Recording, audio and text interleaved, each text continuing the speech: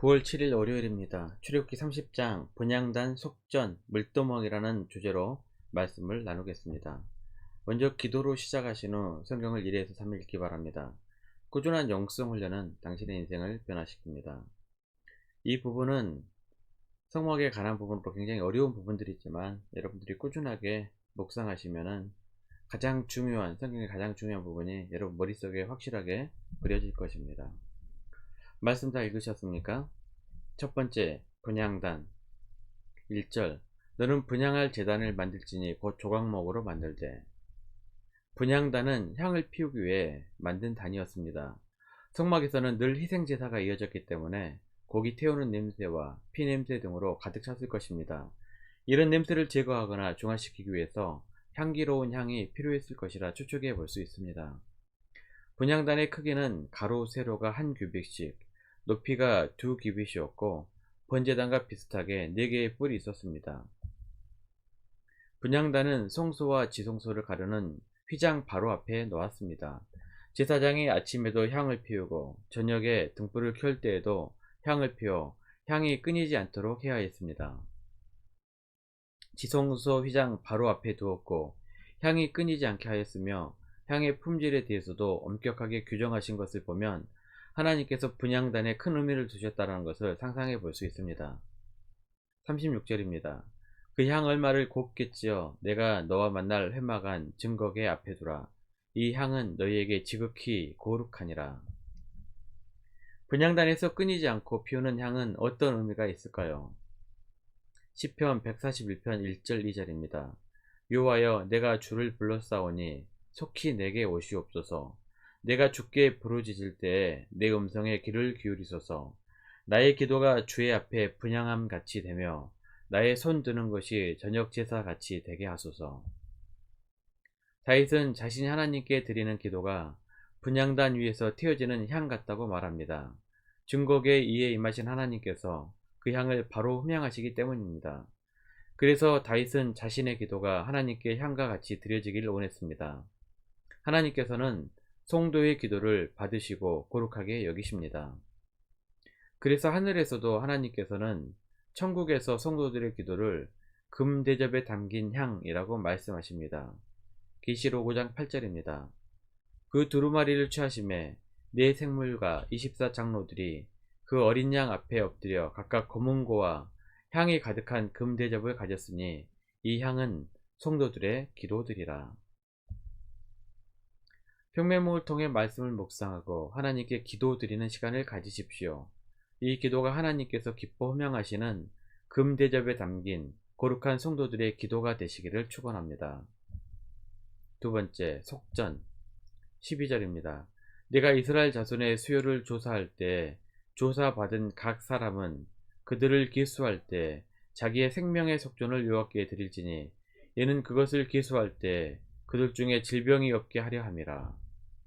속전이란 고대 사회에서 노예가 해방되어 자유인이 되기 위해 주인에게 바치는 몸값을 말합니다.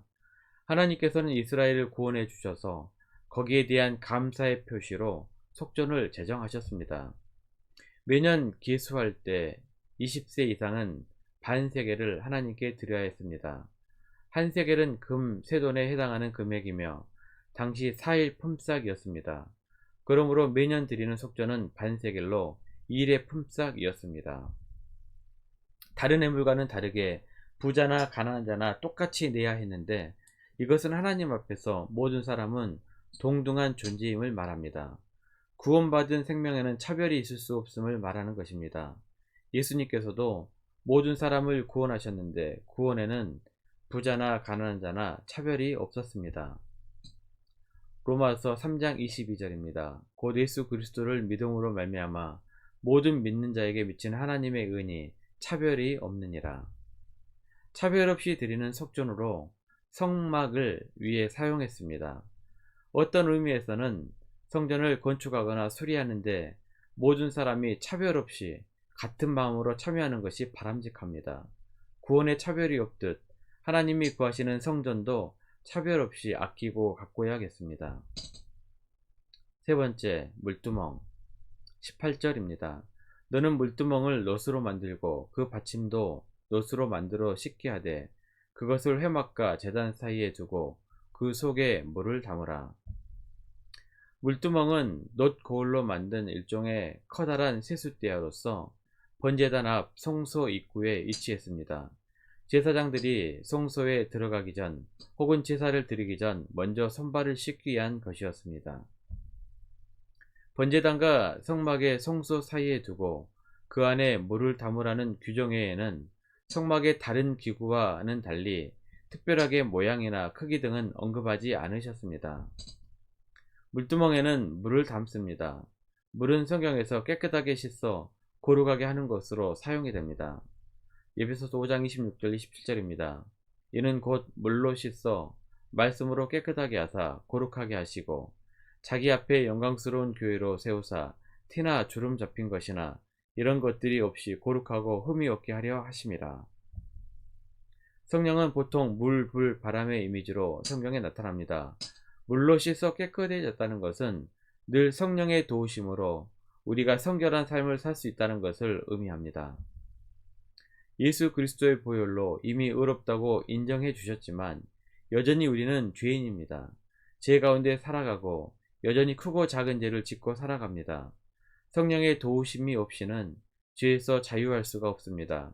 그래서 성령을 의지해야 합니다. 물두멍의 재료가 놋 고울이었다는 것은 중요한 의미가 있습니다.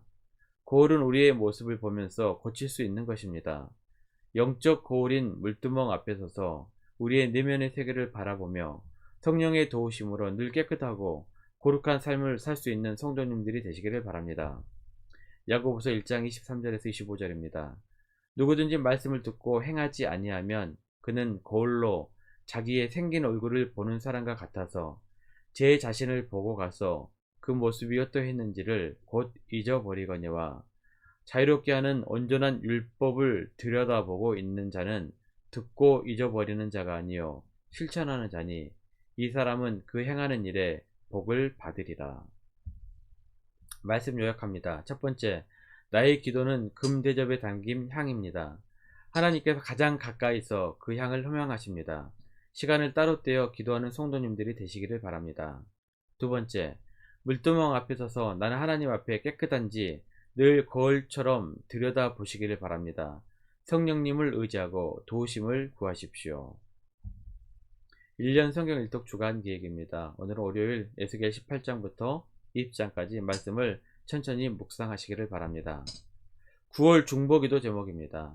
5가지 중보기도 계속해서 기도하시고 특별히 태풍의 피해가 없도록 기도하시기 바랍니다. 또한 코로나 바이러스가 빨리 종식될 수 있도록 기도해 주시기 바랍니다. 가정에서 기도하시기 힘드신 분들은 교회 주중 기도의 시간을 이용하시면 됩니다. 새벽 6시부터 밤 10시까지입니다. 하루 30분씩 최선을 다하시기 바랍니다. 그러면 여러분의 삶이 변화될 것입니다. 영상을 다 보신 분들은 확인 문자를 보내시거나 유튜브에 댓글로 달아주시면 정기적인 영성 훈련에 도움이 될 것입니다. 오늘 하루도 승리하시기를 기도합니다.